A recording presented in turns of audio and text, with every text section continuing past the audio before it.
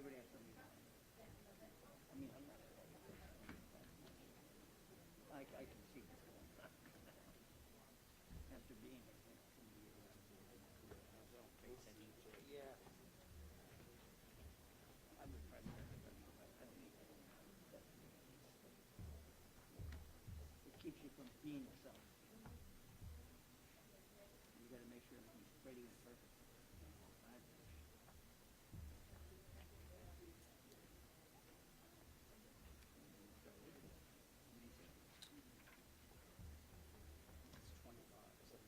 Yeah, I see that. The only clock is probably working the building.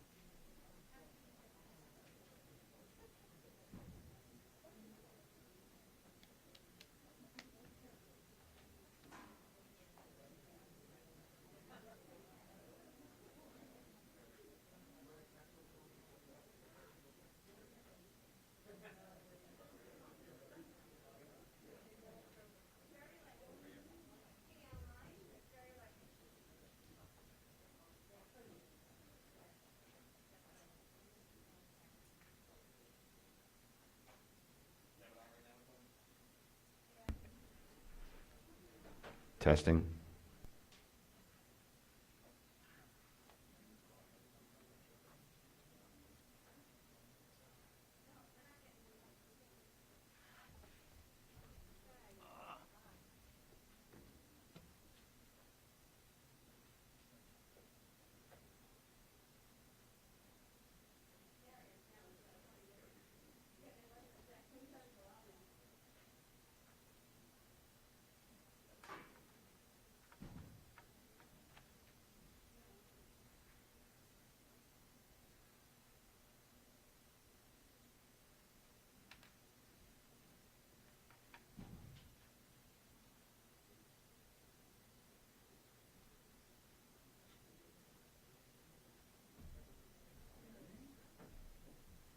Good evening. Hey.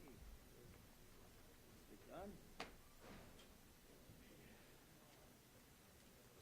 Yeah, we're missing 1, 2, 3, 4 people. That's it. Hmm? You got 6 numbers. Yeah, we can run, I know.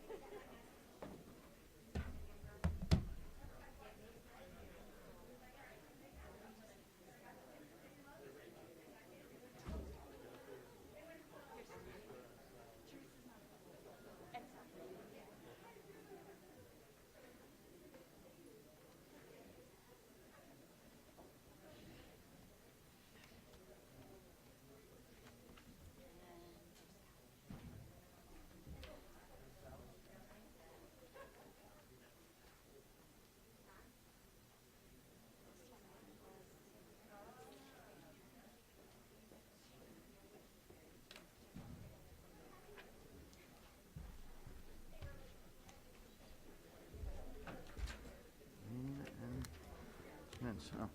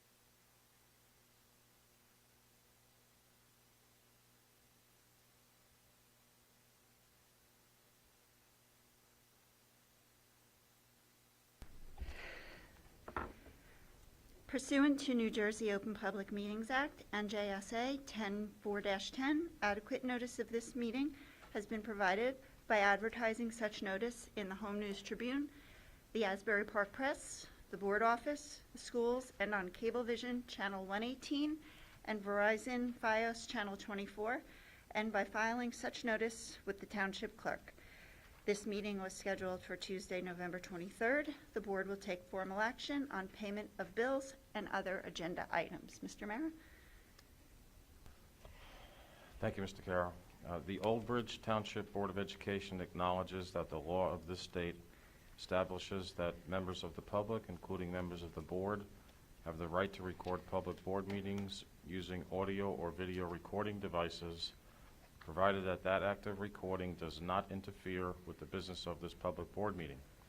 Therefore, the board makes it known that any such recording is to be considered the private recording of the individual and in no manner represents the official record of this board.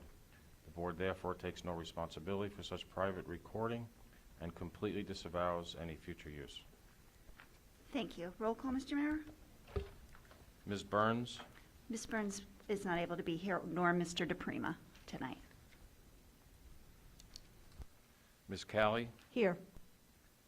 Mr. Dunn? Here. Well, Mr. DePrima?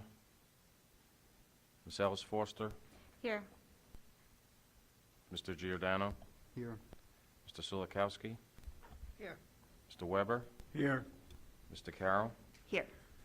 Quorum exists. Okay. If we can all stand for the pledge, and please remain standing when we're done. Thank you. I pledge allegiance to the flag of the United States of America and to the republic for which it stands, one nation, under God, indivisible, with liberty and justice for all. And if you can just remain standing, please. In memoriam, move the board acknowledge the death of Michael Shaw, retired mathematics teacher, and Donna Ryan, retired athletic director, and express its deepest sympathy to their family and friends.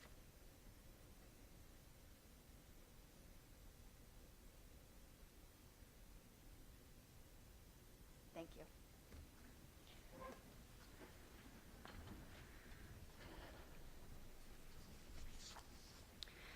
And Code of Ethics Corner, I believe that Mrs. Kelly, was that you? Yes. Okay. Thank you. The Code of Ethics Corner highlight of the month. The board member will refer all complaints to the Chief Administrative Officer and act on the complaints at public meetings only after failure of an administrative solution. Thank you. Okay. And so now we move on to approval of minutes. I need a motion. I'll move it. Ms. Ellis Foster, thank you. Can I have a second? I'll second. Ms. Callie, thank you. Any discussion of the minutes? Okay, roll call, Mr. Mayor? Ms. Callie? Yes. Mr. Dunn? Yes. Ms. Ellis Foster? Yes. Mr. Giordano? Yes. Mr. Sulikowski? Yes. Mr. Weber? Yes. Mr. Carroll? Yes. Resolution 1 passes. Okay, and now we move on to the report of our student representative, Mr. Toronto. Thank you, Madam President. Last month ended strong with a very well put together homecoming for our seniors. On behalf of the class of 2022, I would like to thank our advisors, Mr. Alsbach and Mrs. Tuckman, our administrators, staff, custodians, security officers, and parent chaperones. The night would not have been possible without all of you. While talking about our amazing staff, I would like to highlight one of our security officers, Scott Mikowski. Mr. Mikowski recently retired from the military as Command Sergeant Major of the 44th Infantry Brigade Combat Team after 37 years of service. Congratulations to the 2021 National Honor Society inductees. Thank you to our advisor, Ms. Mason, and our president, Lily Sosa, for putting together such a special night to recognize the all-around excellence of our students. This induction was the first event held in our auditorium since the pandemic, and it was nice to bring back some normalcy. English, history, math, and art honor societies are working towards a collective in-person induction ceremony. It is planned to take place during school hours. The fall sports teams ended very strong, and we are now in our winter season. Good luck to all winter athletes. Student Senate has 2 main events coming up that we're very excited for. On December 1st, Student Senate, in conjunction with Red Cross, will be hosting bingo night. There will be monetary prizes as well as some fun prizes like filling in for me on the morning announcements. This year, for the holiday season, we are lighting up our hallways with some friendly competition. Students are gathering with a department of their choice and are decorating the designated hallways. This is a great way for students and teachers to work together and spread some holiday cheer. I wish everyone a very nice Thanksgiving and hope you enjoy your extended weekend. Thank you. Thank you very much, Mr. Toronto. And now we move on to recognition, and this is, like I say all the time, this is always the best part of the meeting, and I'm going to turn it over to Mr. Cittadino.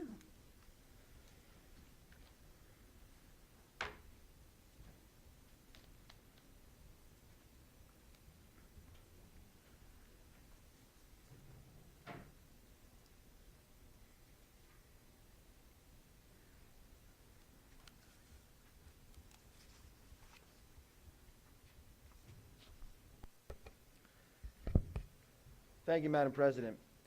It is at this time that I'm very proud to honor two members of our student body who are from our Boy Scouts, local Boy Scout troops, and two members of our student body who are from our local Girl Scout troops. They're all being recognized tonight for their achievement in scouting. And what I love about their achievements in scouting is that it always has an effect on the community because of the benevolence of their projects, bringing greater opportunities for all those people in the community to benefit from their Silver, Eagle Scout, or Gold projects. So tonight, we're first going to recognize Matthew Schussler. Matthew, can you please join me?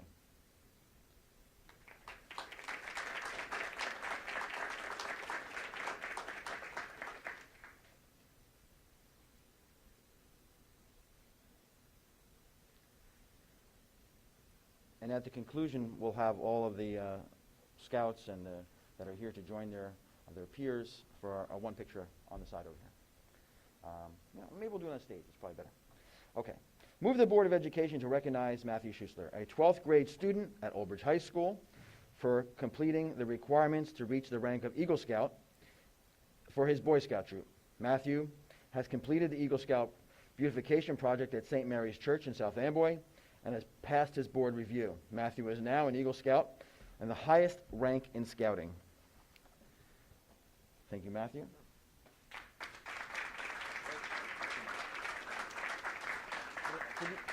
Just hang on the stage right there. Just stand. I know it's going to feel awkward for a few moments, but we'll have you all up there in a moment. Right there is great. Okay. Can I have John Valaza?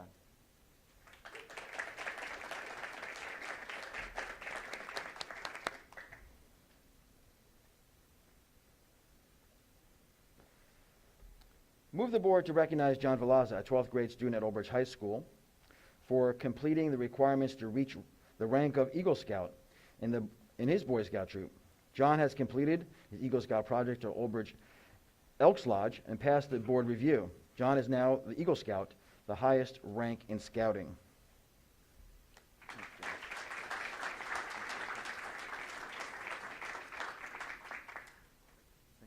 Please join Matthew.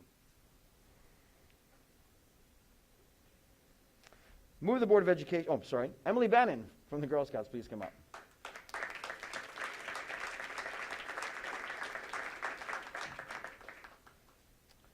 Hello, Emily. Good to see you again. Move the Board of Education to recognize Emily Bannon, a 9th grade student at Old Bridge High School, for completing her Girl Scout Silver Award project. Emily completed a pet pantry in the parking lot of the Ellen McDermott Grade 9 Center. Emily's efforts demonstrated her benevolence for the families that may be facing financial struggles and have pets and animals at home. Thank you very much, Emily.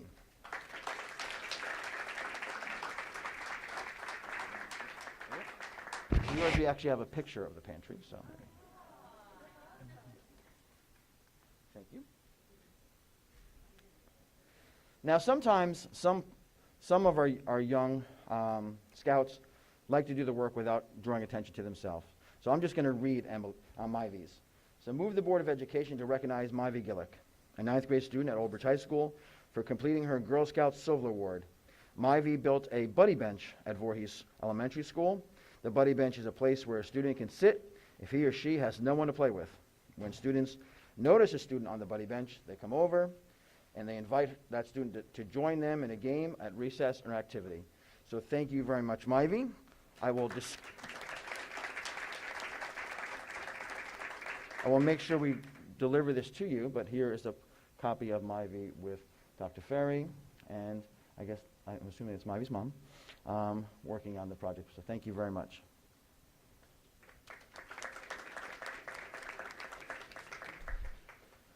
So, Mr. Mazzella? Yeah, can you take the picture there? And where's mine?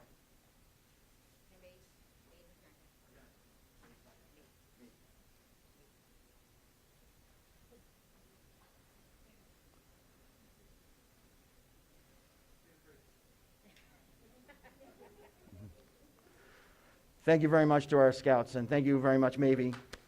We will get the certificate to you.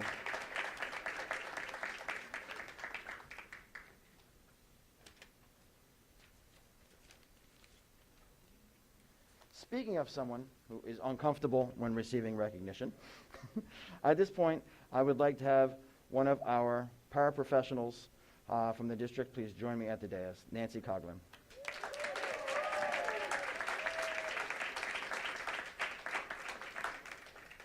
Hello, Nancy.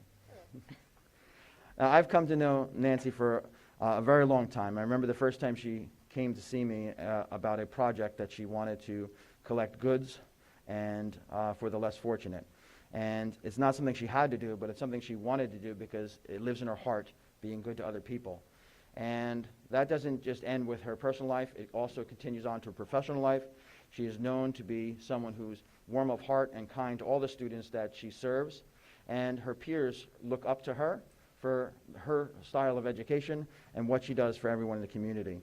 So it is no surprise to me when she was selected locally as the educational support professional here in Old Bridge. And then when she was selected in Middlesex County, still not surprised. But I have to say, not surprised, but I hold you in high admiration even more than I thought possible. There are thousands of people competing for the honor in which you were selected to be the educational support professional for the entire state of New Jersey. And you did it. It brings a positive light to our community, and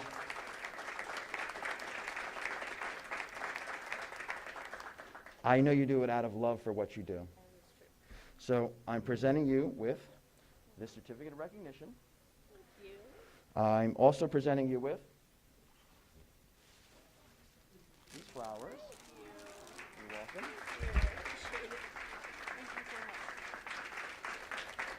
And sometimes when you see recognition like this, you want to do something for others, and we're going to do that for you. I'm making a $100 donation in your name to SEPTA. I've already spoken to Diane Michael, and I'm sure that could be used for good things in the future that you can work with. That is fantastic. Thank you. You're welcome.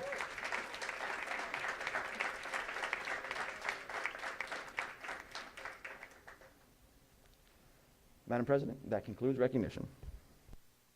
And that was a great recognition. Thank you so much, Mr. Cittadino. And congratulations to Matt and John. Where are you over there? Hi, John. I remember you when you were like this big, just so you know. And Emily and Mavie, who couldn't be here, congratulations. You guys are awesome and really represent, what's really great about, our students and all of our children and our great community.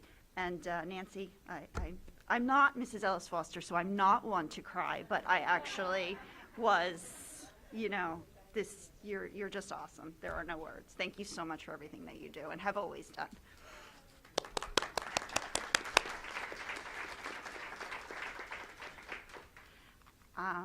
Would anyone, so do we have to move? Oh, so I need a motion to move. I'll move it. Ms. Cowley, a second? Dunn will second, Madam President. Mr. Dunn, any discussion? Can I? Mhm. Yes, thank you.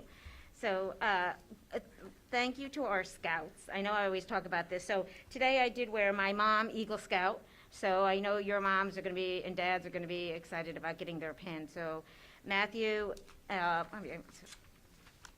John, sorry. congratulations. I know the extreme amount of work. My son was also in 219, so I know it's not an easy, I know the paperwork, I know everything that goes into it, so congratulations.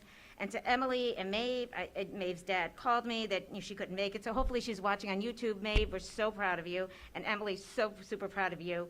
I know we don't see our Girl Scout recognitions quite as much as we see sometimes the Boy Scouts, so I'm so proud to see them there. I'm ready now then in a couple years that we will see both Maeve and Emily up here with their Gold Award for Girl Scouts. So it's just a wonderful thing to see our young students giving back to the community, and it's just wonderful.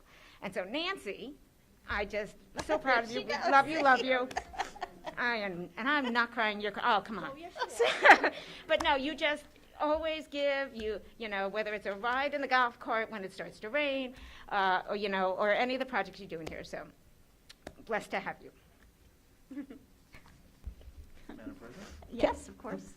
I just want to recognize these young, fine students here in Old Bridge. I have to say my son walks in the same circles as the two seniors with Matthew and John, being 12th graders. They are in the same circles, and plus they've done a lot of activities together throughout the years, from being in the Cub Scouts right through to today. And also Emily, I know your family, I know your brother, and you come from fine fabric, and your accomplishment's excellent, and it's a wonderful feeling to be up here to see all the youngsters and little ones grow and become adults, and it's great that we have such incredible fine students here.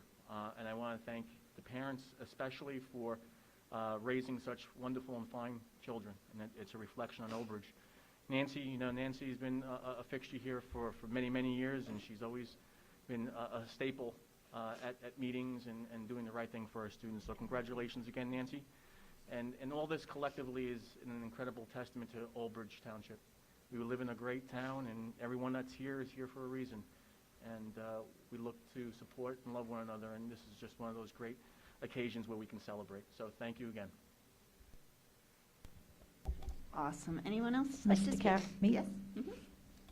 This is a little loud. Okay, not to be redundant, but I want to congratulate our scouts, and I want to congratulate your families. I was involved in scouting when I was a kid, and my daughters, although they didn't get quite as far, but to see you take on the work in that's involved in being a student in middle school and in high school, and still continue with the good work of the Scouts, the Boy Scouts and the Girl Scouts, is definitely a testament to your character and a testament to your parents. So congratulations. Nancy. I might take a page out of Kelly's book, which I don't do very, very often, but we've known each other for 100 years, and I am so, so very proud. I can't think of a more deserving person. I'm very, very happy for you. Congratulations. And as Mr. Carroll said, this is the best part of the meeting. Awesome. Anyone else like to speak before we take a roll call? Yes, I would like to congratulate Matthew, John, Emily, Myvie for their accomplishments with these scouts in Old Bridge here. We really appreciate the work that you're doing. And Nancy, congratulations on being the support staff in the state of New Jersey. Got it. That's it. Okay. Anyone else? Yeah, I'm just going to add on to what everyone else has been saying. Congratulations to all of those that have been recognized, and it's nice to see 2 more Eagle Scouts from my troop, so congratulations to those 2 as well. Anyone else? Yes. Mr. Weber? I had the pleasure of one of my grandsons achieved Eagle Scout this year as well. And I know through him the dedication and the discipline that you've had to show to get through his, so I congratulate all 4 of you. Okay. So that's it. Anybody else? Yep. So roll call, Mr. Mayor? Ms. Callie, Yes. Mr. Dunn, Yes. Ms. Ellis Foster, Yes. Mr. Giordano, Yes. Mr. Silikowski, Yes. Mr. Weber, Yes. Mr. Carroll. Yes. Resolutions 1 through 5 pass. Awesome. Congratulations, everyone.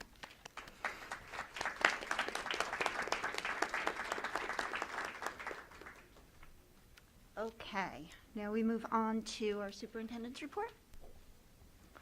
Thank you, Madam President. First, I'd like to report how grateful we are as a district for this Board of Education.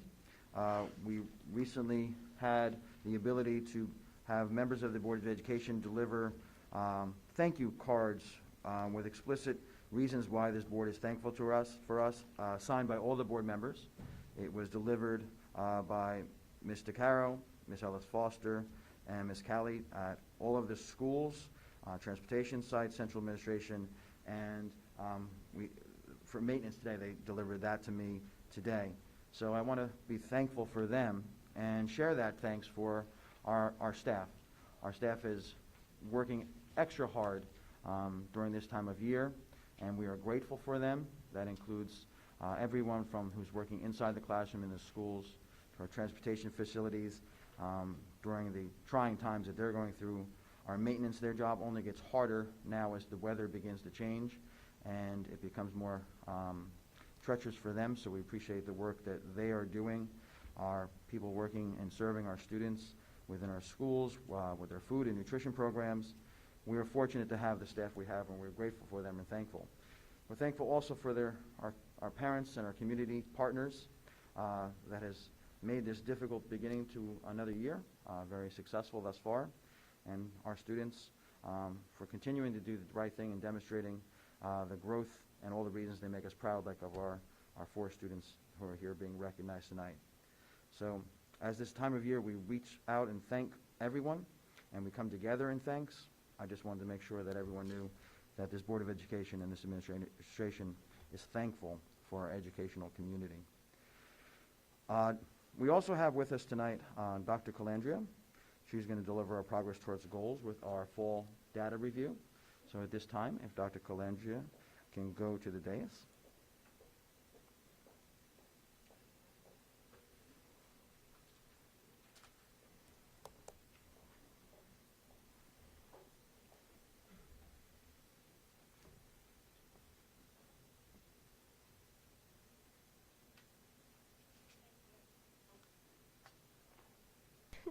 Thank you.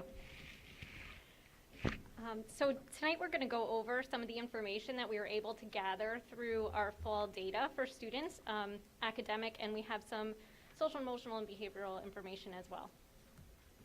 So to go through this presentation, we're going to talk about what some of the predicted outcomes were from current research and past research on the impact that the pandemic would have on students nationwide. And this information is not only helpful to compare our students to other students at the national level and also at the state level. We have some state information as well. But also last year when we were lacking in the same type of information we would normally have for our students, this was helpful to guide some of the decision making that we had in making decisions for this year for our students.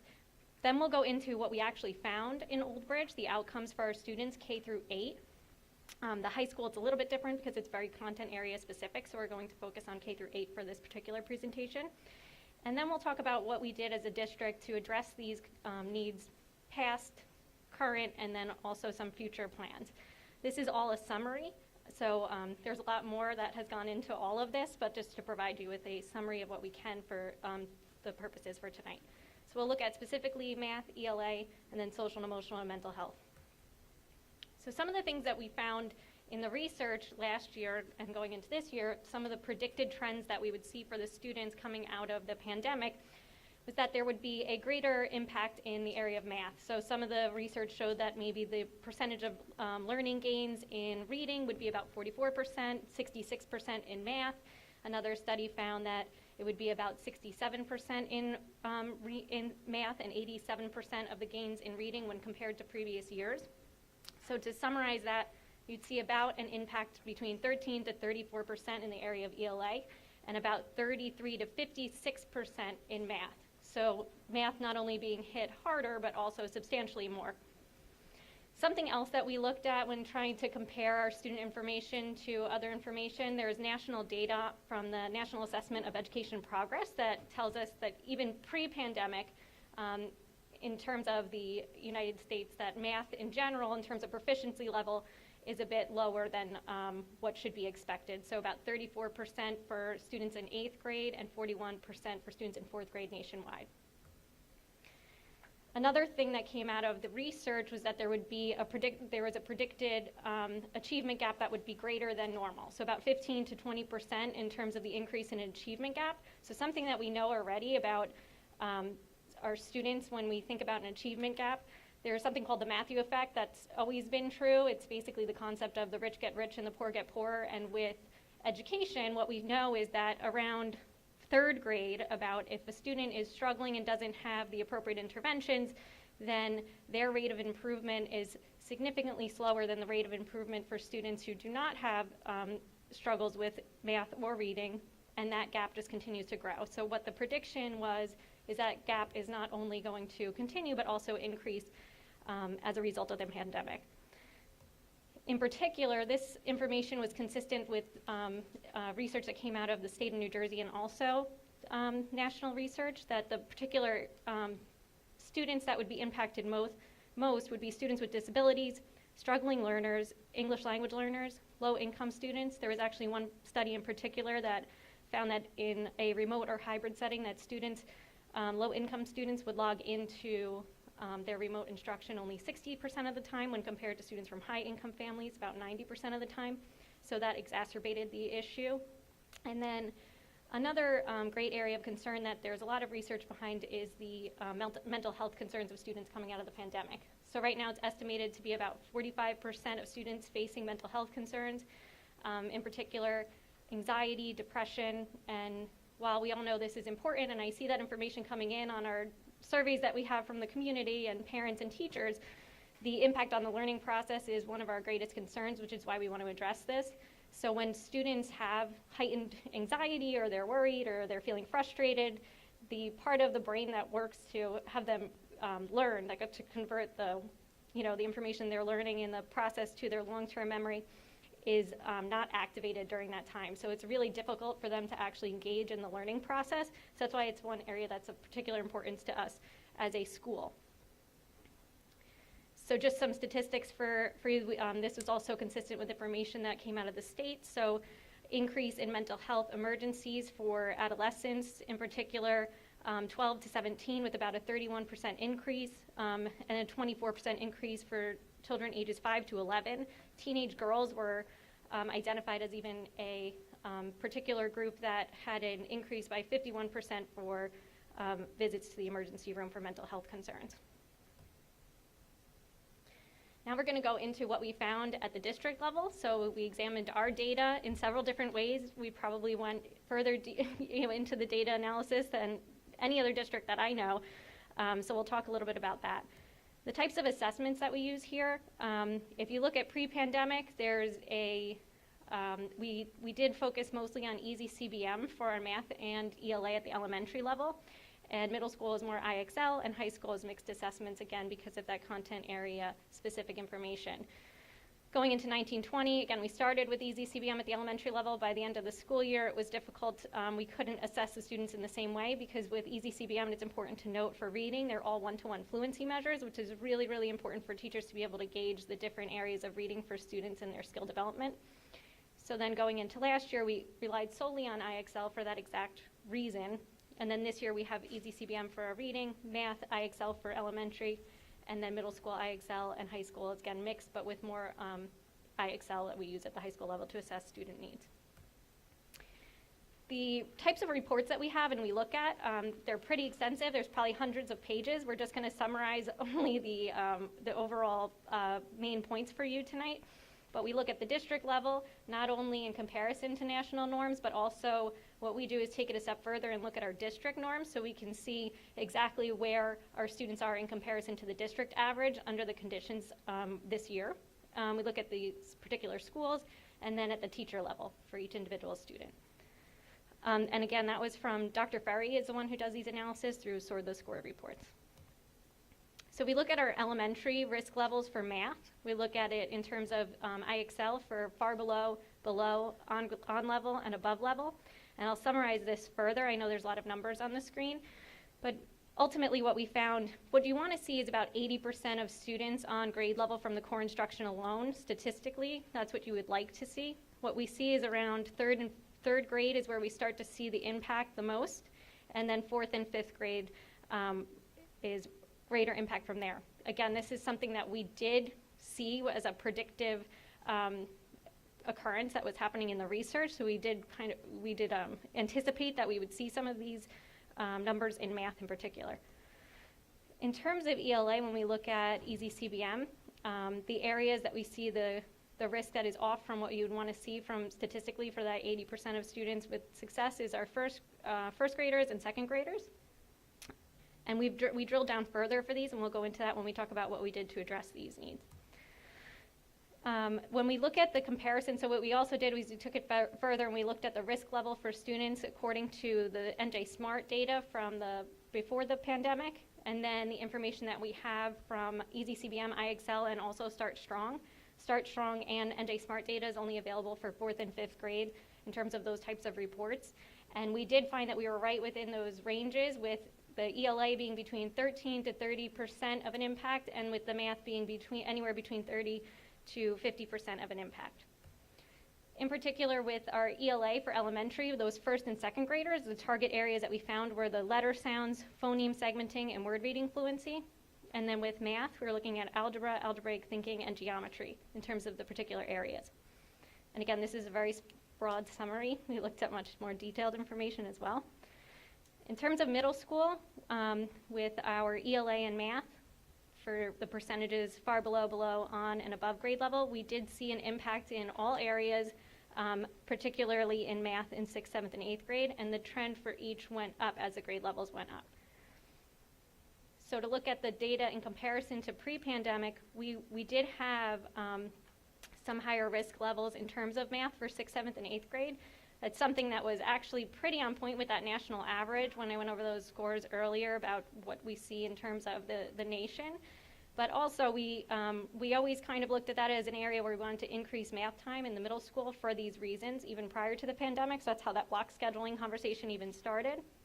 And then when we look at the risk levels now with IXL and Start Strong, they're pretty close, almost exact. So we're confident in the measures that we're using. That's confirmed, but we also see that same trend with between 13 to 34% in ELA or 30% to 50% in math.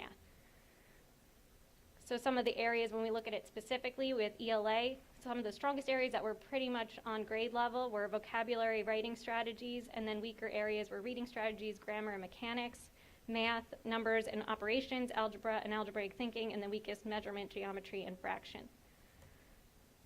So something that we will continue to look at with the score reports is that we're going to continue to pull this data for each of the benchmarks. So the benchmarks happen 3 times a year. The Start Strong assessment won't occur again, but we will have the regular state assessment this year in the spring. And what we'll be able to do with that information too is look at not only the same data that we were able to provide tonight, but since we'll have comparison data points, we'll be able to look at the rate of improvement and to compare, rate of improvement by each grade level, subject area, school, even down to the teacher level. Other areas of concern that we've identified with our students, and this is more from anecdotal information, surveys, guidance referrals, student motivation is a really high need.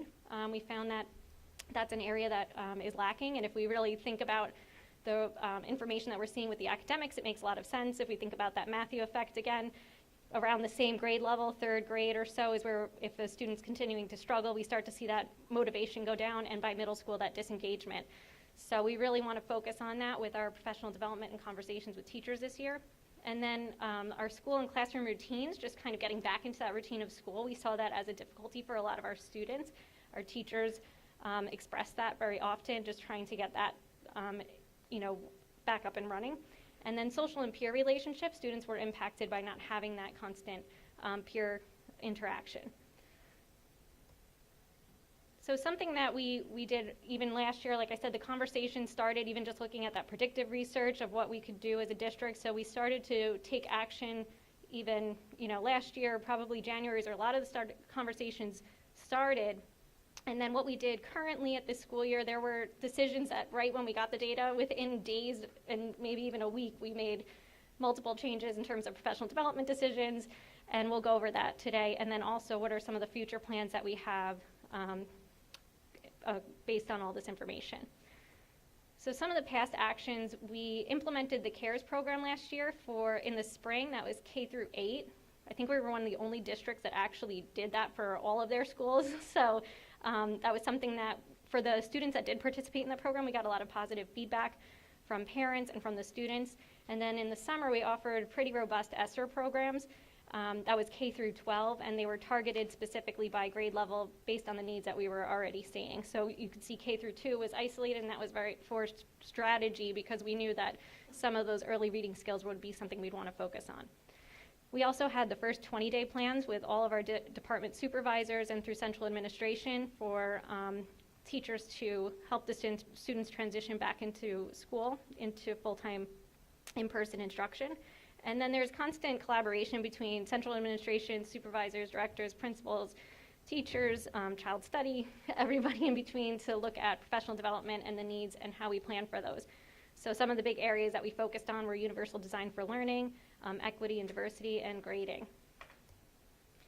In terms of elementary, some of the current initiatives that we have, so once we saw that data, some of the things that we implemented right away for our first grade teachers, focusing in on some evidence-based programs. Lively Letters was one of them, Project Read Phonics, and then we did some professional development and guided reading. Those areas in particular are specifically focused on those target areas that we identified in the reading gaps that we saw for first grade. In second grade, we had our reading specialists and coaches to actually go in with the second grade teachers whose students were below grade level, because it wasn't an impact at every single school. It was certain schools, so they went in and did one-to-one coaching with those teachers on specific areas and provided resources and everything else. Our math coach this year has worked with every new teacher in supporting the implementation of Envisions, differentiated instruction, looking at the intervention push-in model and how to maximize on that, and then also some different things to do at faculty meetings with the principals. The reading and math coaches, they're listed here. They're all amazing. They've done a ton of individual coaching, screening for students. They do model lessons. They provide resources to our teachers constantly. And so does our mental health coach. Again, professional development, small group, and individual staff support. And then we looked at our SEL curriculum that was updated this summer. And we do have the attendance coordinators back in the district this year to work with families whose students are identified as chronically absent. Another big initiative that we did this year was the creation of data integration specialists. So they work school-wide with there's a few in each school, about 2 in each school at the elementary level, and they're working with teachers to look at their data and make database decision-making and how to work with the students through some of the things that we're seeing. They also created several parent videos. A lot of this was related to understanding the students' data or just how to log on to some of the systems and get access to that. And then there's a lot of turnkey presentations for our staff. They're continuing throughout the school year in the same capacity, and we'll provide more parent videos and teacher presentations. Some of the things that we're looking at for the future, we already know that we will be implementing an after-school program again for all of the schools.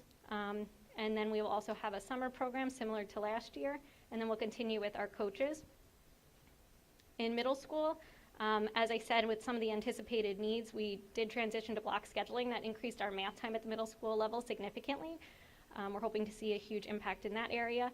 For intervention support, we did look at expanding the intervention model at the middle school level, so we have additional support there to take on the capacity that we were anticipating that we would need.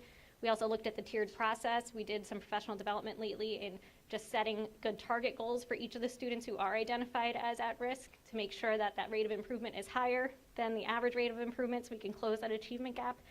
We incorporated executive functioning curriculum into all of those sections, which is really key for students in middle school, where we start to see some of those issues with time management, organization, task initiation, and we want to strengthen their abilities in these areas. We also implemented effective school solutions at the middle school levels, more of a tier 2, tier 3 model. And then we update our SEL curriculum at the middle school, and we've been providing targeted professional development as we see needs go on. So some of that's happening at faculty meetings and so on and so forth. In terms of current initiatives, we also have the data integration specialists at the middle school. So again, similar parent videos, best practices, looking at data analysis, and putting strategies in for the teachers. Our reading coach is at the middle school as well and working on model lessons, and in particular with special education and intervention, we're implementing trainings in Project Read, the different strands that would support comprehension. For future plans, the after-school program, summer program would continue. Similar model to last year, just improvements based on some feedback that we have.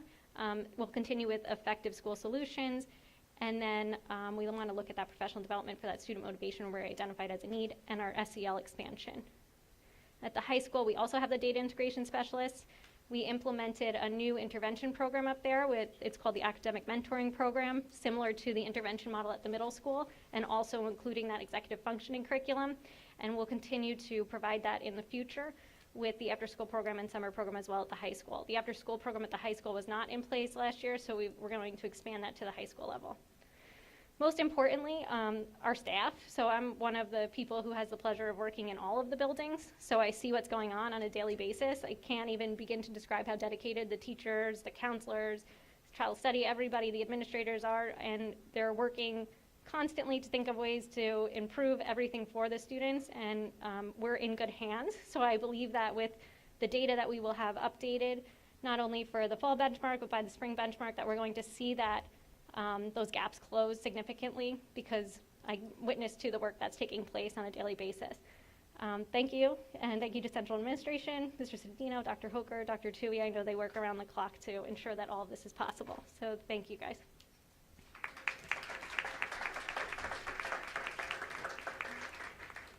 Thank you, Dr. Calandra. If I may point out, I know it's might be a little personal, but Dr. Calandra not only is a new mother, but she is also working on the ESSER grant, which is all time consuming. So I don't know how she accommodates all this in this very brief report that she put together. Great job. No, that's exactly the information we need, and it's really being useful to help us drive some of the decision making we're doing in the future. Any questions from the board? I'd just like to say the one thing that I noticed, an overall theme in your presentation, Dr. Calandria, was the professional development and how needed it is. And I appreciate all of the efforts that you're putting in to doing the professional development and getting it out there for our staff to enable them to meet the needs of the student population, which is very different now, post or during COVID, than it has been. So that was one thing that I was happy to hear. Thank you. One of the things we've looked at in a lot of research that Dr. Calandra pointed us to is, it's something that was becoming an issue prior to COVID, but I think COVID definitely accelerated it, is the student motivation piece. Students are motivated today differently than they were motivated 10 years ago, 20 years ago. At one point, there's much more intrinsic motivation. Now you're looking at external motivations, and how do we have students look towards an education for themselves and goals for themselves that they find to be beneficial for their future and their learning success. So you're going to see some very innovative ways to do that in the coming months and years. Thank you very much.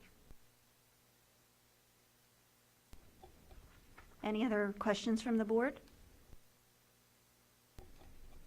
Okay. And are you done with your, all set? That does conclude the superintendent's report and the progress towards goals. Thank you. Okay. Any correspondence, Mr. Mara? Okay, and I know we have some special committee reports.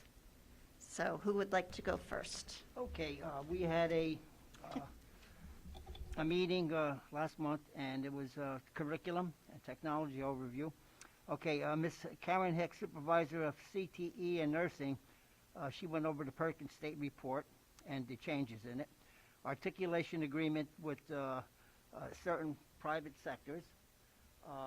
Jaguar Land Rover articulation agreement, again with them. And that was strictly with the auto shop, I believe. She also went over new courses, proposal for new courses. Ms. Trish Barrett, supervisor of technology, she reviewed numerous district initiatives, including district device insurance policy, the purchasing of inactive boards, and the district use of C or EFC grant money and how we're going to spend the money. And that's basically what we did. Thank you.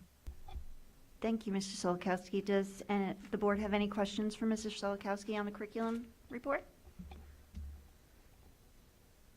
Okay. Any other committee reports? Mrs. Kelly? Yeah, thank you.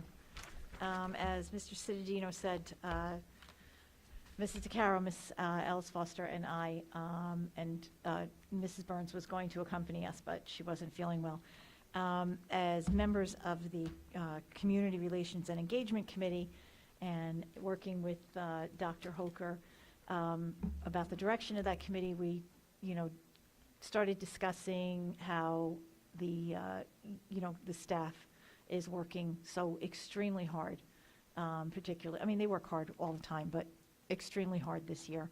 And we just wanted to do something to show that we see it, because a lot of times, they only hear the negative, and if they're on Facebook, all they read is the negative. So I'm just going to read you the note that we sent. We stopped in 23, I think we delivered 23 yesterday. Thank you notes along with just a thank you balloon. It was just a small gesture, and the thank you notes were to be put by the principals in a location where all the teachers could see them. So the notes were addressed to dear teachers and staff of, the individual schools. The new school year is unlike any we have ever experienced. New ways of doing things, helping our students adjust, and dealing with all kinds of challenges every day. But at every step, you are always there. We know that most times you only get to hear the frustrations and what's not working. It may seem at times your heroic efforts go unnoticed and are unappreciated. But we want you to know that we see the big and little things you do every single day to make a difference in the lives and education of your students. Not only do we see it, but we hear it from many, many parents about the outstanding job you are all doing during these difficult times. We wanted to take a moment to let you know you are truly appreciated. You are what makes Old Bridge special. You are the bridge to our students' success, and we are so lucky to have you as part of the Old Bridge Township Public Schools team. Thank you for your caring, persistence, and dedication. And then it was signed the Old Bridge Township Board of Education. And last month, I had brought the notes to the board, and each board member signed every note. And we were going to have them delivered in October, but different things got in the way. So we decided together that the week of Thanksgiving was a great time to do it, so we called it our Thankful Tour. We are having, as I said at the last meeting, we're having our first Community Relations and Engagement Committee meeting on September 1st at 7 p.m. I had said last week that more information would be coming this week. I know I got at least one email. I think I might have gotten another from somebody who I guess only heard part of what I said, and they started to search for information on the website that wasn't there. But as promised, more information now. It will be at 7 o'clock, and it will be at the Old Bridge High School Library. An agenda is not going to be posted ahead of time because it's more of an informal meeting than the curriculum or the policy committee meetings are. So it's open to the public, and hope you can join us. Thank you. Ms. Kelly, did you mean December 1st? Did I say? You said September 1st. I did? Okay, sorry. December 1st. It's not next year. It's Okay. next month. Excellent. Any other questions for Ms. Callie from the board? Okay. Mr. DePrimo also had sent me a report. I'm going to try to read it from my phone because I didn't print it out. He couldn't be here tonight, so he sent this to me. So I'm going to try to read it. Okay, so Athletic Director Dan Domino let everyone know, by the way, this is the Athletics and Extracurricular Activities Committee. Athletic Director Dan Domino let everyone know the naming of the sports complex to Bob DeMarco Stadium was complete and successful. Mr. Domino went on to give an update on fall sports. Boys soccer were Red Division champs and #1 seed in GMC tournament.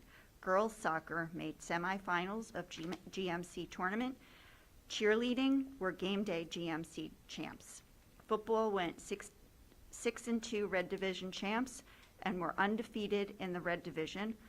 Boys and girls cross country placed third at GMC championship meet. Girls volleyball made semifinals of GMC tournament and were the number 2 seed in the state tournament. And gymnastics placed third in the GMC championship competition. Winter sports will be starting in November.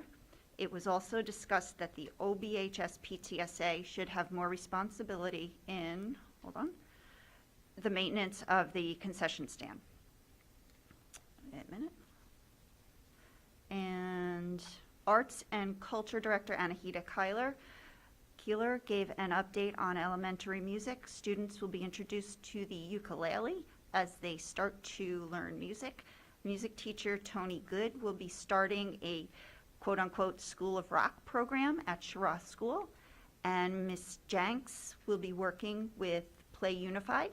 Ms. Keeler also spoke about a program to clothe the homeless and distributed a club's activities handbook listing the many programs available for students to be involved.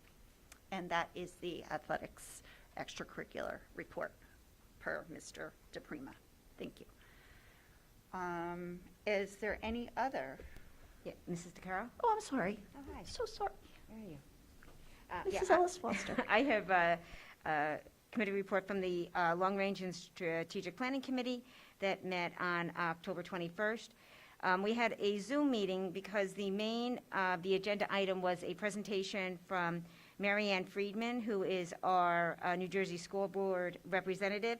And she was actually at another school co-facilitating a strategic plan. So she was actually able to be 2 places at once, which was helpful for us.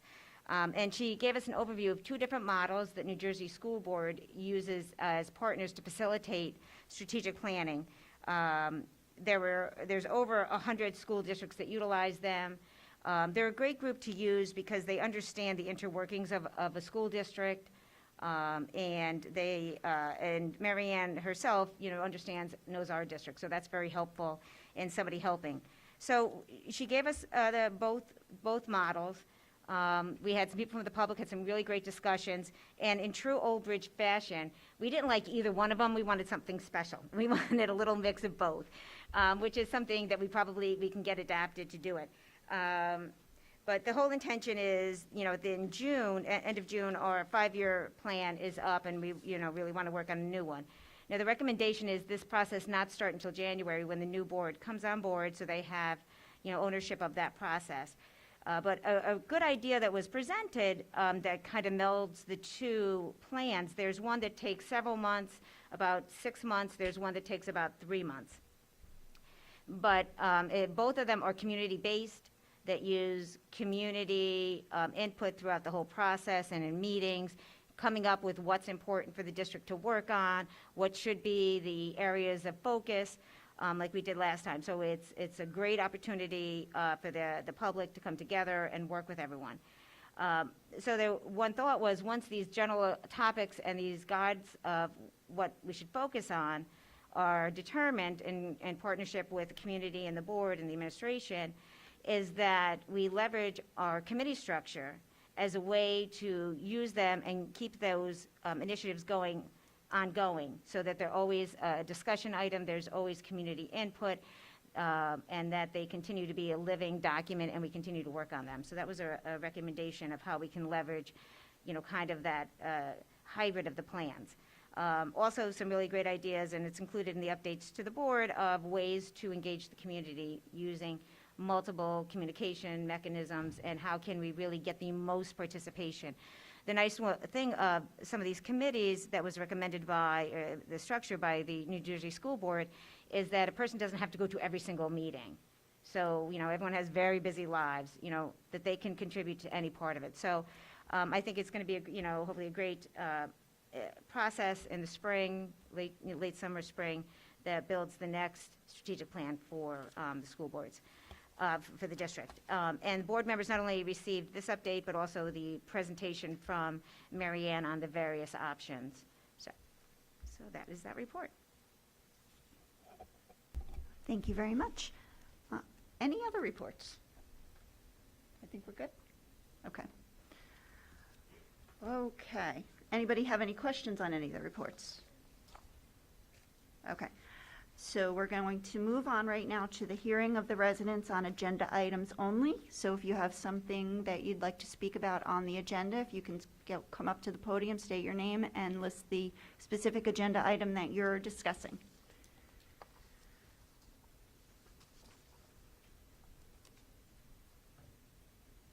Anybody? Okay.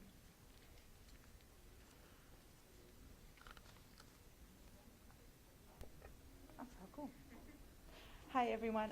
My name is Lori Abdike. I am a teacher here at Old Bridge High School. I'm also a parent of a senior here at Old Bridge High School.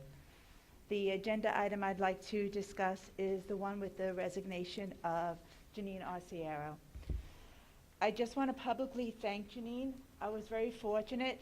I'm sorry, I'm going to pull you. I'm going to start crying. Janine was my son's English teacher as a sophomore and as a junior, and she was a teacher to countless other students, and she didn't just teach them how to write a persuasive essay. She actually listened to the students. She mentored the students, and I just want to publicly say thank you to her for doing that. She ran the mentoring program here. She is the advisor for the Red Cross, which is the largest organization we have in Old Bridge High School. She gives her heart and soul to everything she does, and I just wanted to say thank you to her. I want to thank her for being my colleague and mostly for being my friend. I wish her good luck, and I just want to let her know, Janine, remember, once a night, always a night. Thank you.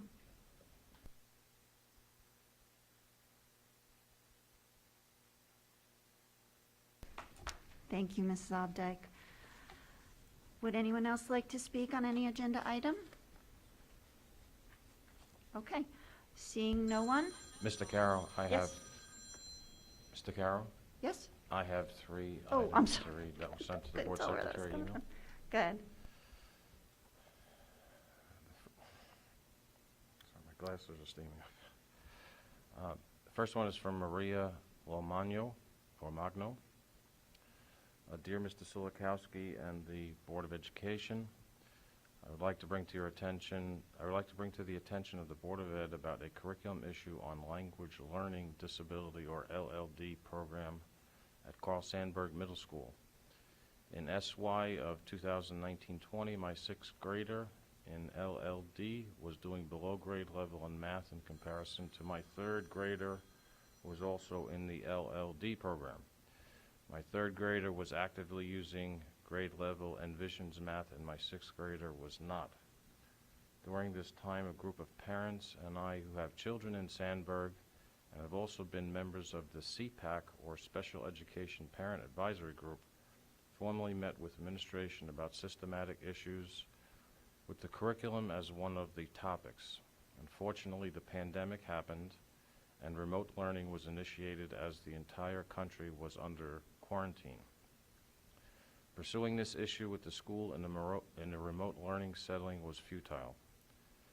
This continued the next school year, 2021, where special education started remotely, then hybrid, and then to fully in person, but all classes were still under an early dismissal schedule district-wide. The present school year came, and I was appalled to find out for the entire month of September my now 8th grader in LLD was doing single-digit addition and subtraction, telling time and counting money, along with a lot of coloring kindergarten type of pages, while in person and on a full-day schedule.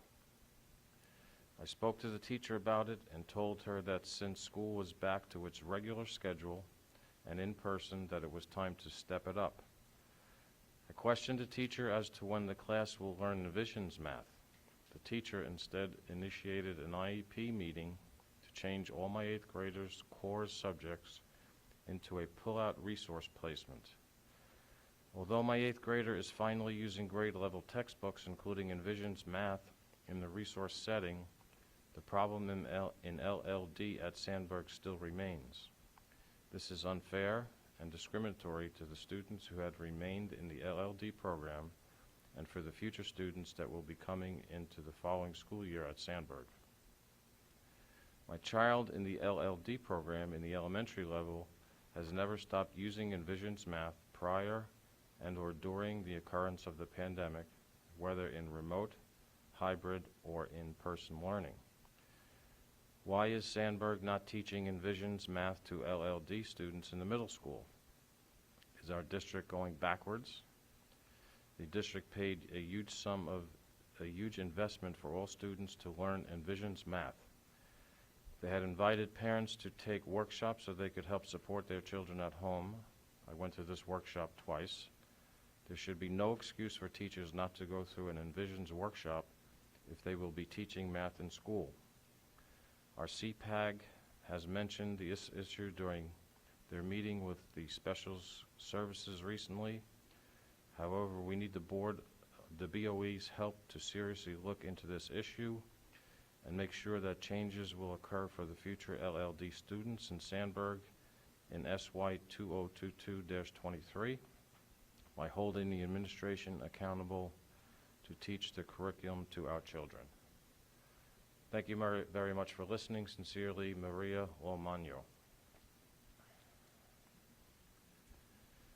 The second email that was received today was from, actually it was received yesterday, is from Michael Mikaten. I have seen a good number of days that the field lights on the baseball field are on and no one is there. Wisdom Way, Carl Sandburg Middle School. I've asked a few people to do something about it, but it's still happening. Can you fix it? We are wasting money on electricity, plus those bulbs must cost a lot also. Michael Milliken, Old Bridge, New Jersey. The third one is from Gina Orsini. However, it starts off by stating, as quote, last name pronounced Lockery. I have 4 issues I wish to address, and I would also like the board to address and answer accordingly. First, mandatory testing for COVID of unvaccinated teachers. According to the most recent data and the science we are still all supposed to be following, the vaccinated are spreading COVID as well as perhaps more dangerously in that the diminished symptoms of the vaccinated could result in them being asymptomatic, thus making them unaware of the danger to the people they pose around them. In essence, the vaccinated teacher who is a veritable petri dish dispensing the COVID virus to scores of others. Remember, this vaccine only diminishes the effects of COVID to the person who received the vaccine. It does nothing else. Or one can also argue, weren't we just calling teachers frontline heroes? They are essential. Apparently that is no longer true to this BOE. By doing what you did to one of your own last week, you have redefined heroes to zeros, disposable and disgusting. You should be fighting tooth and nail for our frontline heroes. Everyone should be supporting medical freedom. Absolutely no one should be infringing on someone's personal and private medical information. Second, Operation Shoe Drop. This is a proactive measure by parents seeking to make their voices heard. It has a hashtag of #NJ4MF, which stands for New Jersey for Medical Freedom. Each shoe represents the student and or parent willing to walk away from the public school system if the vaccine is mandated. There are some people in this town who think the governor won't mandate it simply because he said so. I would like to remind those people he has changed his goalposts throughout the pandemic, and many of us parents are being proactive by letting our voices be heard on the matter. Stand for something or you'll fall for anything. Third, the NJEA's response to the verdict on Kenosha. The BOE and Teachers Union need to address this politically biased statement that fails to recognize due process, right to self-defense, and right to a jury. As long as we are following the science, we should also follow the Constitution. This is basic constitutional literacy. fact that the NJEA condemned the verdict and suggested that it was racially motivated reeks of the ideology of the CRT, which we have been assured is not being taught in our schools. Political bias does not belong in our children's education. Based on the inflammatory, biased, untruthful rhetoric expressed in the NJEA statement, I call for President Sean Spiller, Vice President Steve Beatty, and Secretary-Treasurer Petal Robertson step down from their positions and leave NJEA. Fourth and last, something partially unrelated to everything, what happened to the money from the Read-a-thon back when the pandemic started from Carpenter School? The money raised was supposed to fund an outdoor classroom.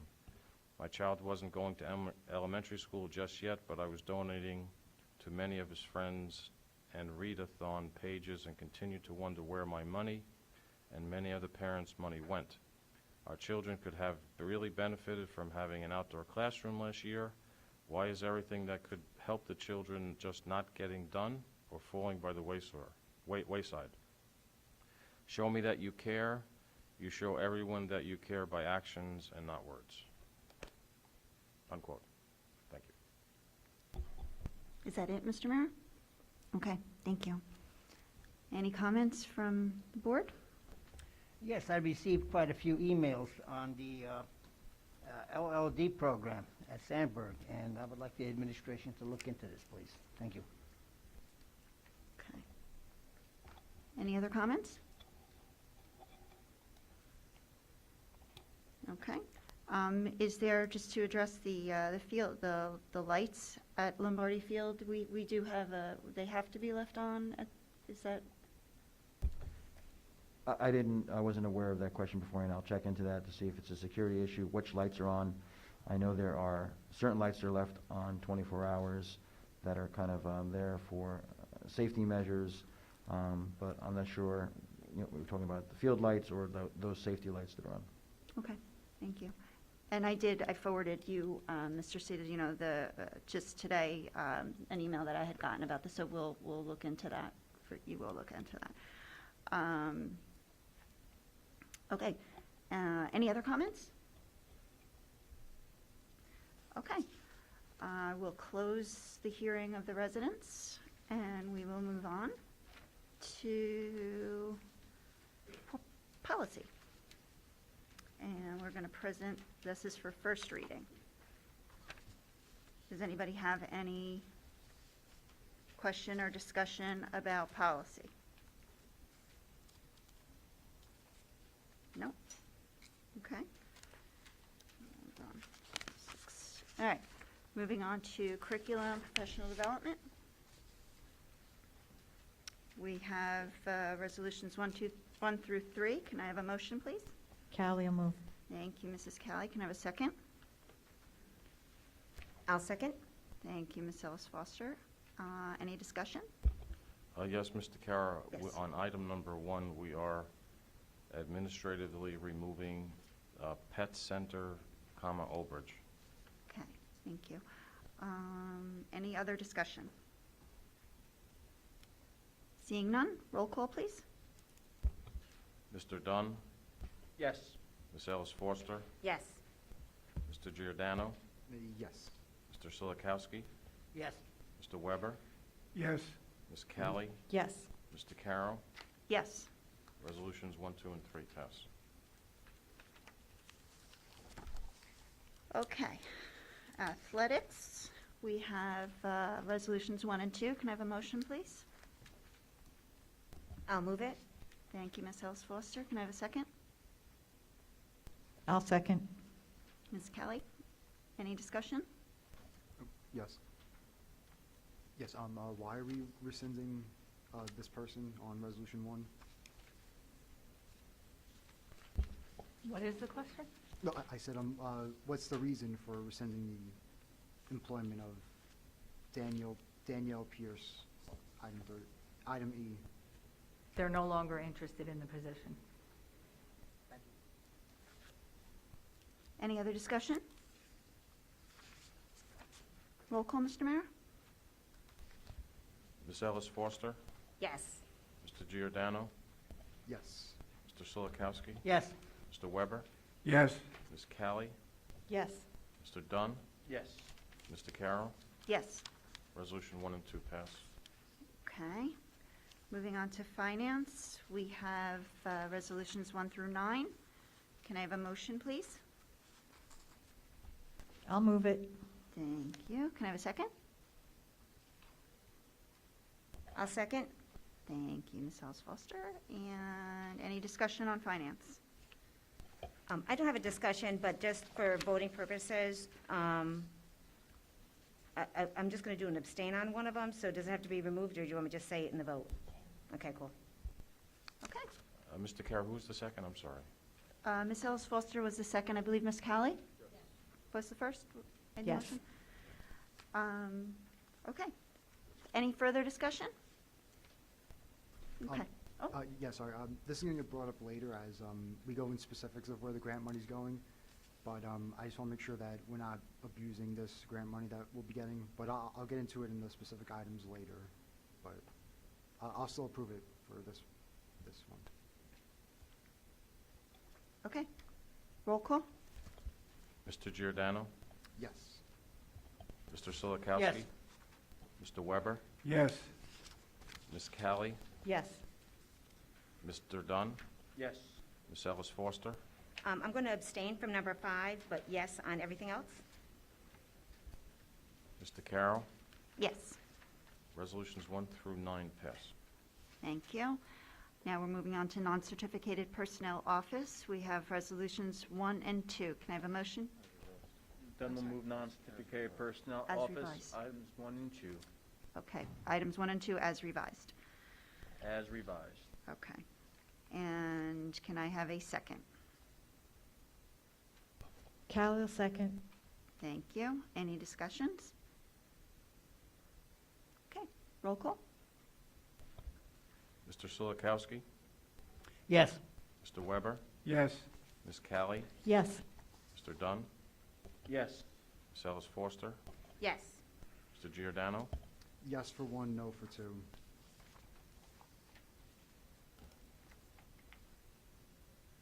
Mr. Carroll. Yes.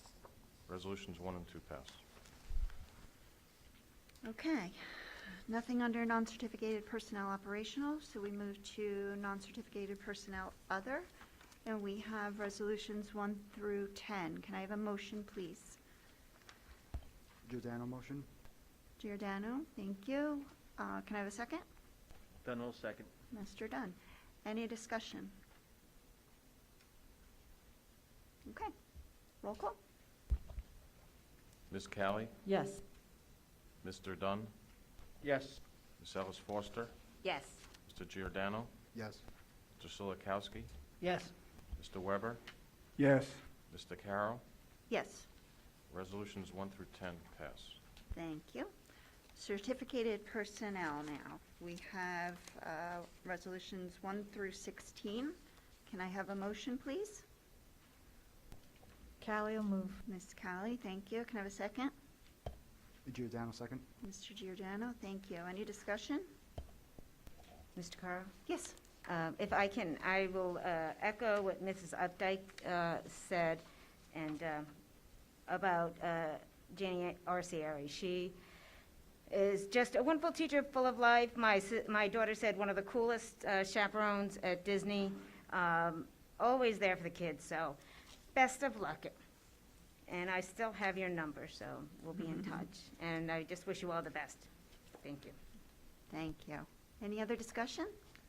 Yes. I also had Mrs. Arciero, 10th grade English 2 honors, and 11th grade AP Language and Composition. She was a very good teacher for those 2 years for me. Also the advisor to the Red Cross Club, which I was a member of, and the class advisor for the class of 2018, which I was a part of. So I would like to thank her for all she's done personally for me and my class, and good luck on her future endeavors. Thank you. Thank you. Anyone else? Okay. Roll call, Mr. Mayor? Ms. Callie, Yes. Mr. Dunn, Yes. Ms. Ellis Foster, Yes. Mr. Giordano, Yes. Mr. Solikowski, Yes. Mr. Mr. Weber? Yes. Mr. Carroll? Yes. Resolutions 1 through 6. Okay. Now we're moving on to non-certificated personnel transportation, resolutions 1 and 2. Can I have a motion, please? Dunn will move non-certificated personnel transportation, items 1 and 2, Madam President. Thank you, Mr. Dunn. Can I have a second? Callie will second. Thank you, Ms. Callie. Any discussion? Okay, seeing none, roll call. Mr. Dunn? Yes. Ms. Ellis Foster? Yes. Mr. Giordano? Yes. Mr. Silikowski? Yes. Mr. Weber? Yes. Ms. Callie? Yes. Mr. Carroll? Yes. Resolutions 1 and 2. Thank you. Now we're moving on to, we have transportation, resolutions 1, 2, and 3. Can I have a motion, please? Mr. Weber, thank you. Can I have a second? Dunn will second. Thank you, Mr. Dunn. Any discussion? Yes, Madam President. Yes. Point 3 is very disappointing. There's over 125 runs that were not completed by our outsourced vendors. And, I just want to just reaffirm and echo the fact that our transportation division picks up the slack.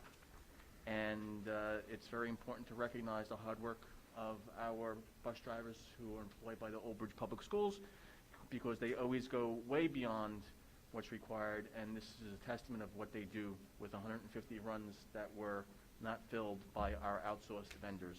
So I just wanted to make that known to everyone. Thank you, Mr. Dunn. Yes, when we walked in, when Ms. Kelly and Ms. Ellis Foster and I went into transportation, it took a while to get Ms. Steele's attention because she was very, very busy. So yes, they definitely go over and above. Any further discussion? Yeah, I have a question for administration. On item number 1, there's a $197 per diem cost to that transportation route. It goes from Howell to Cooper. So I assume that's a Howell-based student that is coming to the service that's offered here, or? It may be a student who is displaced, or a homeless student, or a student that was placed by DCP&P with a family member out of town, in which case the home district is responsible still for the transportation to stay in that school to have continuity of services. Okay, thank you. Okay. Any other discussion? Roll call. Ms. Ellis Foster? Yes. Mr. Giordano? Yes. Mr. Silikowski? Yes. Mr. Weber? Ms. Callie? Yes. Mr. Dunn? Yes. Mr. Carroll? Yes. Resolutions 1, 2, and 3. Okay. Now we're on to supplies, equipment, and services, resolutions 1 through 7. Motion, please. Dunn will move supplies, equipment, and services 1 through 7, Madam President. Thank you, Mr. Dunn. Can I have a second? Callie will second. Thank you, Ms. Callie. Any discussion? Yes, I would like to separate number 4 for discussion. 4. Okay, so let's vote on any other discussion. Yes, I want to discuss the Chromebooks for the students. Which item is that? That is 6. Did you want to separate that for voting, or did you just want to discuss it? Yeah, I'll separate for voting too. Okay, so any discussion on items 1, 2, 3, 7, 1, 2, 3, or 7? I'm sorry, 1, 2, 3, 5, and 7. Any discussion? Okay, so should we take a roll call on those? Mr. Mara? Mr. Dunn? Yes. Ms. Ellis Foster? Yes. Mr. Giordano? Yes. Mr. Silikowski? Yes. Mr. Weber? Yes. Ms. Callie? Yes. Mr. Carroll? Yes. 1, 2, 3, 5, and 7 pass. Okay, so now we will have a discussion and vote on number 4. Okay, I separated that for discussion. This is my area. I was a auto shop teacher here for a couple of years, and from what I understand, a couple of parents got a hold of me, and students, The lift went out in the main auto shop. There's 3 lifts in there. One is what we call a drive-on lift. They use that for balancing, rotation, and you really can't work on it because the driving section is pretty big, so you can't even get your hands in there to do the oil change. The other 2 lifts went out last year, over a year ago. He reported the lift, I guess, not working last September. Why are we putting this on the agenda now, a year and a half later? Those kids were sitting in there for a year or a year and a half with no work, especially the advanced class. These kids are in there for 3 hours. What is this teacher supposed to do with these kids? 90%, 95% of all the work is done on the lift. You only put the oil in from the top. All the work's done on the bottom of the car. I would like administration to come up with something. What's going on? Why is it a year and a half later, or a year and 3 months later? All this is being done now. I mean, if the lights went out in here right now, we would repair that. And yet these kids were punished and tortured for a year. Something's wrong here. It's my understanding that there's 2 parts to this issue, and I will do my best to explain it. First part was that there was an attempt that was made during last year to repair the lift in coordination with the architect, the Ernest Tricomie, the facilities manager, and the teacher, and in an attempt to make the lift operational this year with the plan to totally renovate it next year. The supply chain has prevented us from getting the parts throughout this entire process to repair the lift, and what's on the agenda now is the submission to the state for approval to upgrade the entire lift as a capital project for next year, for next summer. But what about the kids that were in here for over a year with nothing to do? We lost them. I mean, it's completely gone. We forget about that. No, you have I'm sorry, I'm nothing to do with I'm this. telling you what the situation is with the understand, lift. I It was understand. broke, we tried to fix it, we I tried to think repair somebody it. at the top screwed up, okay? They didn't follow. I would like to see a paperwork trail. When the paperwork was filed, who filed it? I would like to see everything on this. Thank you. I would like to add, just from what I was just learned from that the supervisor had worked it out with the teachers, because the other auto lab does have a working lift, so they would just work between the ones that were working while they're waiting for the parts to come in. So it wasn't like there was no lifts working. They worked in conjunctions. When the students were learning with the books, they worked in one lab. When the students were doing the hands-on, they worked in the lab that was working with the lifts. That's a While- cop-out. Unacceptable. Totally unacceptable. So whenever they needed to use the lifts, they had access to them. Is that correct? They were just switching off? They had a working lift that was operational while they were waiting for parts to come in, but the parts never came in. Okay. Just one other thing, the actual drawer, the item that's in number 4 is for submission to the DOE for approval, and it required that drawings be done by the architect to submit to the state. Those drawings, in consultation with the auto teacher, were only completed in the last 4 weeks. So again, the attempt was made to repair it. We could not get the parts, and now we recognize that it needs a major replacement. Somebody screwed up at the top. That's all I'm going to say. Thank you. Okay. Can we have a vote on number 4, please? Roll call? Mr. Dunn? Yes. Ms. Ellis Foster? Yes. Mr. Giordano? Abstain. Mr. Silikowski? I have to vote yes because they have to be repaired, but a year and 3 months later, this is sad. Mr. Weber? Yes. Ms. Callie? Yes. Mr. Carroll? Yes. Resolution 4 passes. Okay. All right. Now we have number 6, item number 6. Mr. Giordano, you had some discussion? Yeah, last year we gave students the streams for them to use for the whole year. And from what I've known from the students going there, they had to return them back to the school. So why are we applying for a grant to get more Chromebooks for the students when the other streams were perfectly fine? Why do we have to get an additional set of laptops?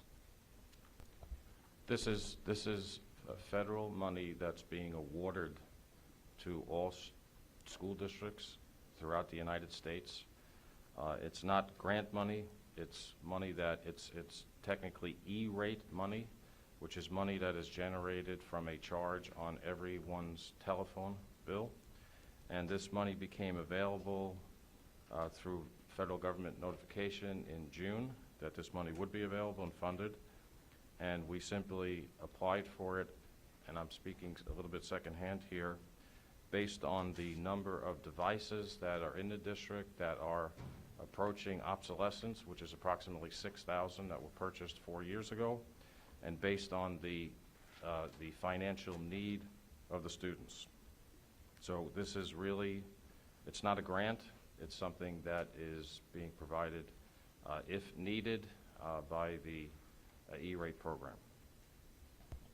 No, but I know, but we just gave the students like brand new streams last year. We So didn't, we didn't give every student a brand new stream. What we do is, we have a refresh rate, so we'll do 2 or 3 grade levels at a time, and then the next year we do 2 or 3 grade levels at a time, and the following year 2 or 3 grade levels at a time. So when you get back to the beginning, the ones that had them 5 years ago or 4 years ago, they've reached obsolescence, having students use them over and over again for 4 years, and now we have the opportunity through the ECF funding, which only allows you to use them for this type of devices. And generally, this is a gift. And very rarely do we get a gift. When the 6,000 that are obsolete, we were required to pay for those with a lease purchase package. This is a gift from the government that requires us to buy these devices by June 30th. And it couldn't be at a better time. Ms. Okay. DeCaro, Yes. we discussed all of this, right? Ms. Barrett was here last week, went Yes. through the whole thing? Yes. I thought she so. did. Thank Okay. you. Mhm. Yep. Any other discussion on number 6? Yeah, one other thing that I thought we talked about, we may not have talked about it last night, but at the curriculum meeting, and I believe that Mrs. Barrett said that the streams are getting discontinued also, so I think that's why we're not renewing those. But looking at our future and ongoing state cuts, the ability to fund this without, an operational budget, I think is a great thing, so that, our kids always have the best tools to use. So I think it's a great thing. And I know that's always, I hear, sometimes a lot of, from parents that the streams aren't working, this and that, so this is a very good thing to upgrade. Any other discussion? Roll call? Mr. Dunn, Yes. Ms. Ellis Foster, Yes. Mr. Giordano. No, I'm abstaining. I'm sorry, that was an abstain. Yeah, abstain. Mr. Silikowski, Yes. Mr. Weber, Yes. Ms. Callie, Yes. Mr. Carroll. Yes. Resolution 6 passes. Okay. On to miscellaneous. We have resolutions 1 through 7. I need a motion, please. I'll move it. Thank you, Ms. Ellis Foster. Can I have a second? I'll second. Thank you, Ms. Kelly. Any discussion? I just have a question. Is the December 21st meeting at 7 o'clock in the auditorium? Yes. All right, well, I'll just kind of let the public know and the people on the board. I unfortunately have a family commitment on the 21st that I did not realize we were having a meeting at that time. So I'm sure we can all understand the importance of being together with family when we haven't for a couple years. So I unfortunately will miss my first regular meeting in 6 years. So I guess technically this is my last regular meeting, but I will be at the agenda meeting. Okay. Thank you, Ms. Ellis Foster. Anyone else? Any discussion on miscellaneous? Roll call? Mr. Giordano, Yes. Mr. Silikowski, Yes. Mr. Weber, Yes. Ms. Callie, Yes. Mr. Dunn, Yes. Ms. Ellis Foster, Yes. Mr. Carroll. Yes. Resolutions 1. Thank you. Okay, so now we have board secretary and board business. We have item number 1, And I need a resolution to move item number 1. Then we'll move Board Secretary and Board Business, Madam President, item 1. Thank you. Can I have a second? Mr. Weber, thank you. Any discussion? Yes, Mr. Kara. So normally I read the results once they're official. Move the Board of Education acknowledge the official results of the 2021 Board of Education election. Ms. Lisa Lent, 6,038 votes. Leonardo Marchetta, 5,746 votes. And J.D. Slade, 5,741 votes. Congratulations to the new board members.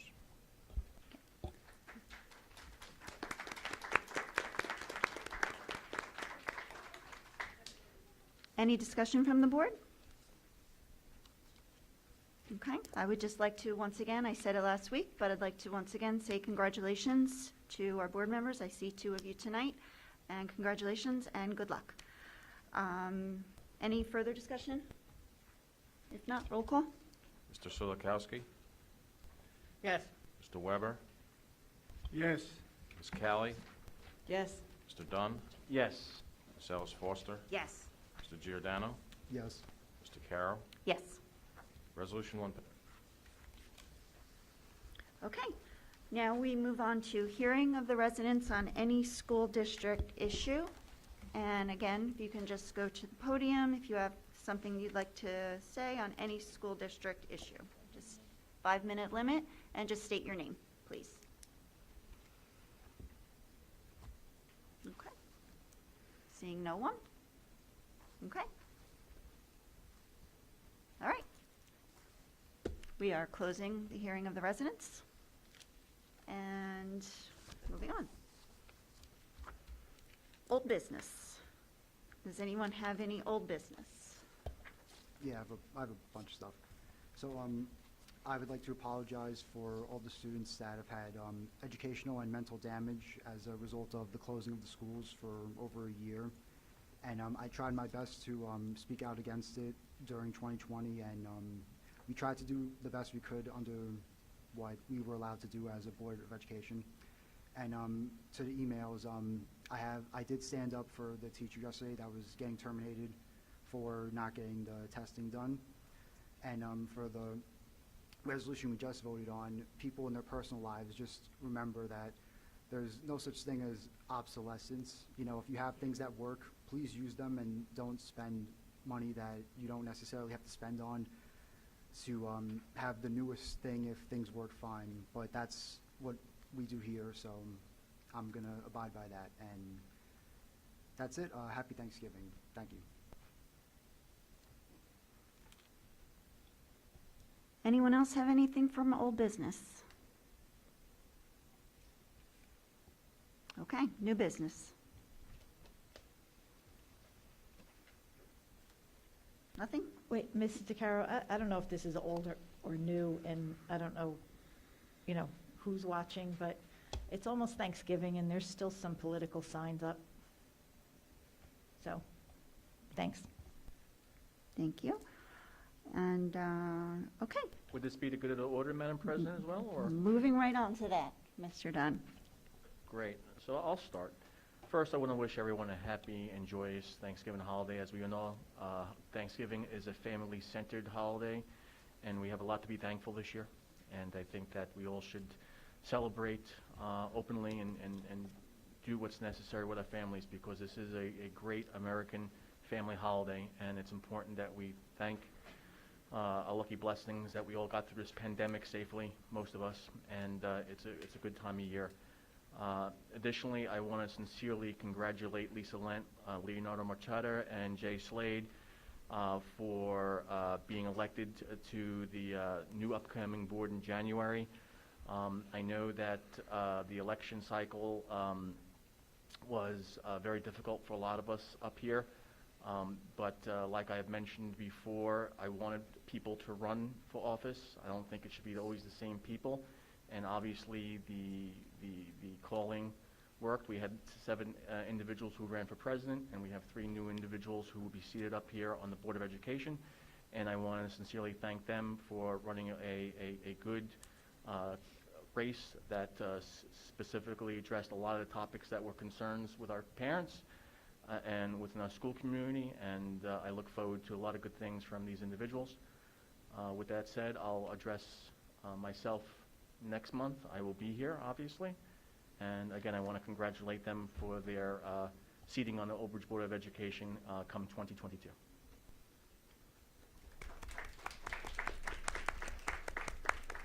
Thank you, Mr. Dunn. Would anyone else like to speak for the good of the order? Ms. DeCaro, Yes. again, I'm not even sure this is good of the order, but I did have a couple of people reach out to me regarding, and not tonight, because tonight's comments, although there weren't many, were very respectful, but as we're all painfully aware, over the past year and a half, tempers and emotions were high. And as Ms. Ellis Foster said last week, I would just like to remind the public that the people that sit up here are volunteers. And some of the things that were said, and again, this came from parents that reached out to me after last week's hearing of the residents. I think that was actually it was a teacher from Middletown who compared spitting in a tube and being tested to rape. And that was extremely disrespectful to anybody who has unfortunately been in that situation or the victim of any type of sexual assault, as well as any family member of any person who has been a victim. But I think we've run the gamut. We've been, concentration camps were discussed in the past, and now we're comparing to rape. And I just wanted to put it out there. There are a lot of parents who are very upset with the tone. They were upset back then, and they were upset last week. So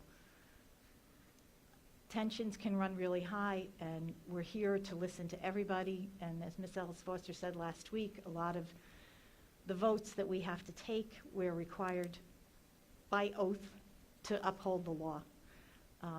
They might not be popular even among the 9 of us, let alone the public. But I would just like to remind everybody, going forward, I think between discussing genocide and rape, we've hit rock bottom. So I would like to see the trend turning upward from here. Thank you. Thank you, Ms. Callie.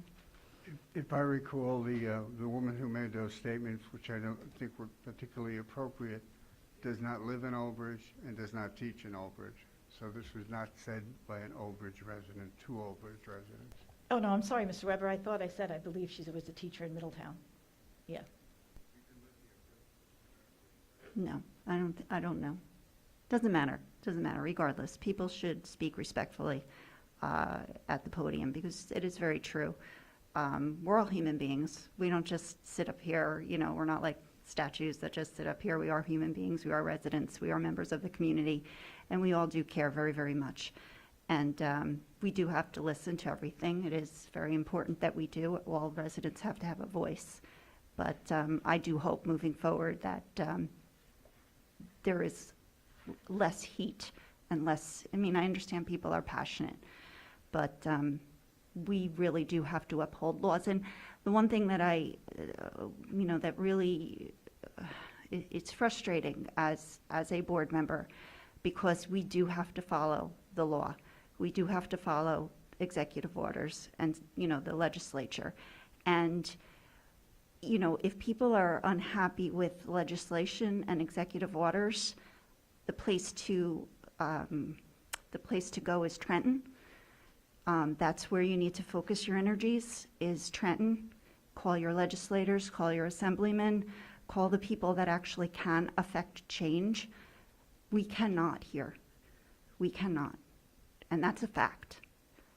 And again, even voting against, it was mentioned tonight, I wasn't going to bring it up, but it was mentioned, even voting against an amendment to a long-term sub-position is basically saying that you want to pay this employee even while they can't work. And that's not fiscally responsible. That's just not fiscally responsible. So as a board, we need to do the right thing. We have to be responsible for money, and we have to be responsible for the education of our students. So personal opinions need to stay at the door. They should not come in here. And that is very true.